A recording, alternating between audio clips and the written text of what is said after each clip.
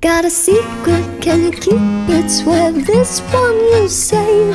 Better lock it in your pocket, taking this one to the grave. If I show you that I know you won't tell what I said, 'cause two can keep a secret if one of them is dead.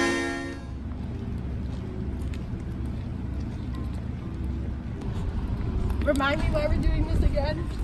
Because we've been so stressed lately with A watching our every move that we just have to go in the cabin and relax for a bit.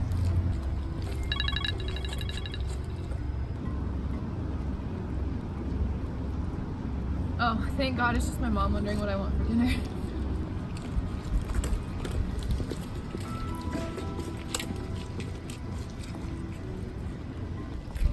Ugh, are we almost there yet? Just a few more steps. Wait, what's that?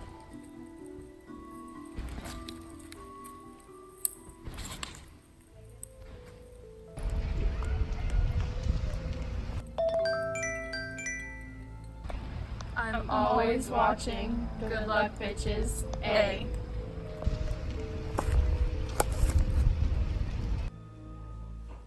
It's no secret that the cyberspace world can be a crazily open and even toxic place.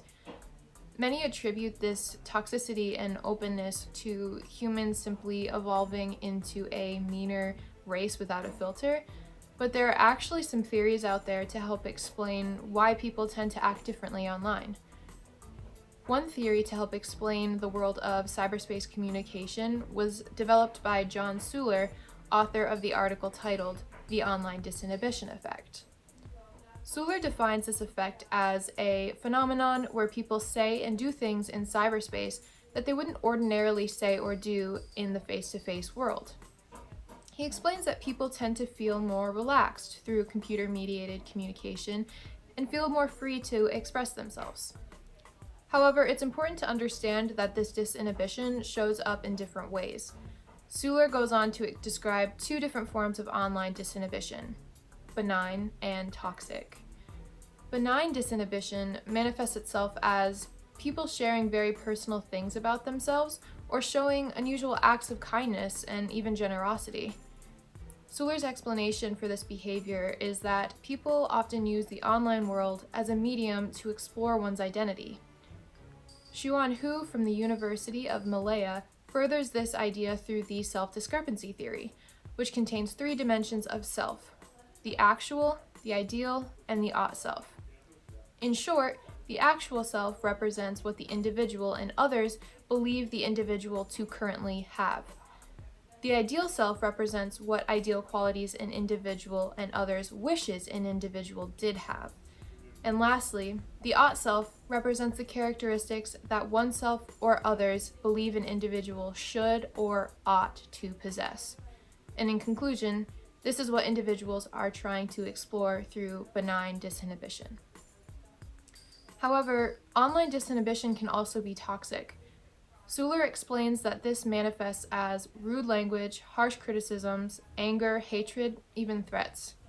For example, this kind of behavior is now expected by internet users in, for example, comment threads, and the people who partake in this kind of behavior are now referred to as internet trolls or haters. So in essence, both forms of disinhibition provide a sense of freedom or catharsis for users.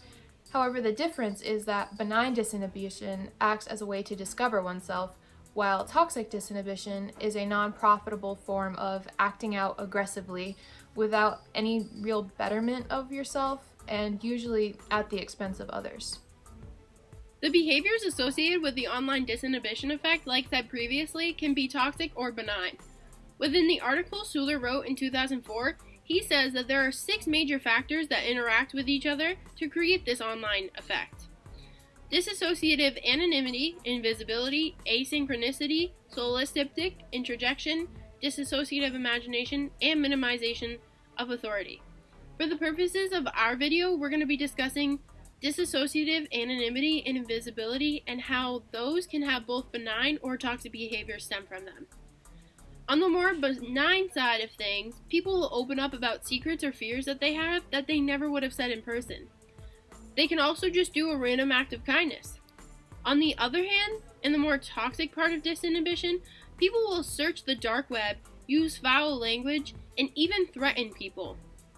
People's behavior changes like the flick of a switch, and there's no stopping it. There's no rules or regulations that say this isn't allowed.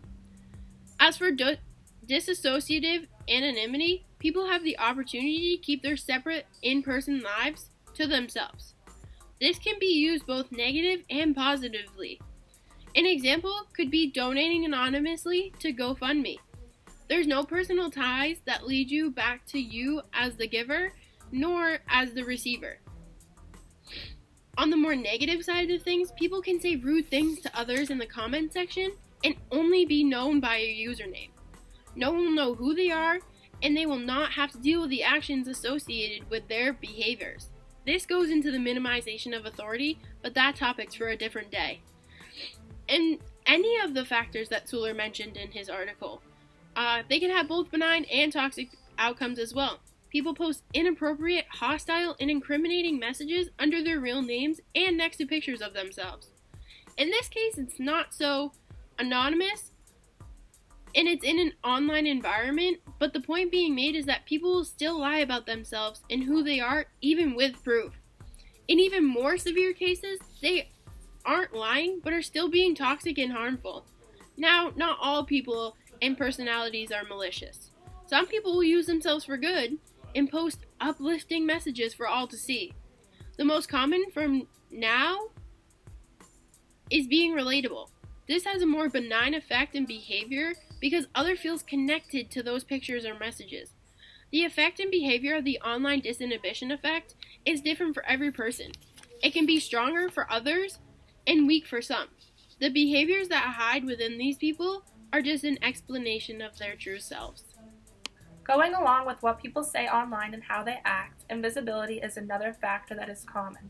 Invisibility is using text communication such as Messenger or Snapchat to relay messages. These messages are oftentimes words that you wouldn't normally have the courage to say to a person if you were in a conversation face to face. The invisibility factor allows for physical appearance to be non-existent, maybe giving the writer the courage to type or say things they normally wouldn't in person. The lack of face-to-face environment is what makes invisibility what it is. If you cannot see the person you are talking to, then all social cues are non-existent, such as maybe a head nod or an eye roll. This makes interpreting text messages much more difficult and creates an environment where anything might be said due to lack of face-to-face consequences. The online disinhibition effect plays a huge role in our video, especially regarding the topic that we chose. If you have ever seen Pretty Little Liars, then it will come as no surprise to you that the theme of the show revolves around the exploitation of the main characters. The online disinhibition effect relating to our skit could be defined through the reading of Hugh C.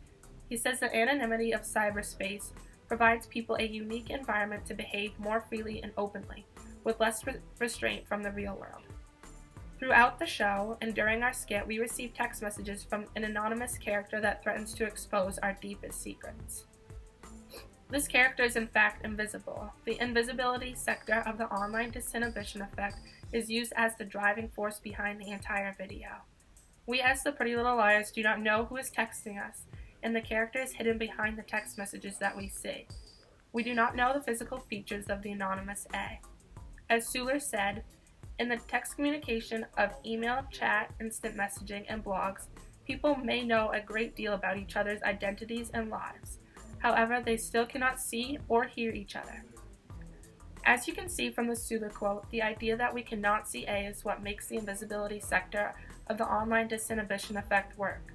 The logic behind A's secretiveness, through hiding behind the phone and text messages, is what makes anonymity so appropriate to apply. The factor I will be covering is called disassociative anonymity. You don't know me. The main idea behind this factor is that people can choose to be anonymous when they are online, so they can behave in ways they wouldn't in person because there aren't any consequences if no one knows who they are. They basically create an online persona that feels separate from the way they view people themselves in their face-to-face interactions, since disassociative anonymity is when people have the opportunity to separate their actions online from their in-person lifestyle and identity. They feel less vulnerable about self-disclosing and acting out. People create this online persona by only sharing information they want others to hear, allowing themselves to hide some or all of their real identity. Even though others can see a username, their true identity is private. An easy way to understand this is when people can't see each other in their in-person communication and behavior changes because they can separate their online-offline identity. This allows people the ability not to own up to their behavior because it was the online identity. Disassociation can create the online identity or even create an alter ego while the individual is online. People might do things like cyberbullying, self-disclosure because they feel protected from being judged by their anonymity. While there are instances where this could be positive, it could also create harmful and even dangerous situations, and is something people should be mindful of when they are in an online environment. Now that you know what online toxic disinhibition is and all the factors that go into it, we can now look at how to prevent toxic online disinhibition. As previously mentioned, TOD usually looks like cyberbullying, online trolls, and haters. To prevent ourselves from the effects of dissociation and the lack of accountability that comes from invisibility, we can start by being aware that these factors exist. This awareness can help us be more mindful while participating in computer-mediated communication. For example, while going on a certain platform, do you usually feel angry about what you see? If you find yourself saying yes to that, you should reevaluate your purpose for going on that platform and maybe find a better alternative. Next, does a particular account have you swearing at your phone? Instead of leaving a hate comment, either think of something nice to say, keep your comments to yourself, or block the account so you aren't later distracted by whatever you dislike about this person. Out of sight, out of mind. We can also inform ourselves of the signs or cues that tend to appear when someone is a victim of cyberbullying. Usually when someone is being cyberbullied, they won't text at their usual rate, meaning their response time may be faster or slower than usual. Or, to avoid conversation about what is on their phone, they may try to tilt their phone screen so no one else can see, or put it face down when it's not in use. In our society, it is so easy for people to hide behind their phones and feel like they can say whatever they want with no repercussions. Although we have a sense of being invisible to others online, we have to remember that someone is going to see whatever we post, and it's going to impact their lives in some way, shape, or form. Sometimes toxic disinhibition is our easy way out, but there can only be so much of it until we can't get away with it anymore.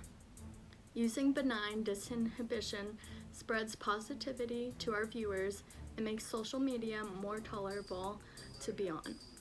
Even if just one person sees what you post, wouldn't you want them to see you in a positive light?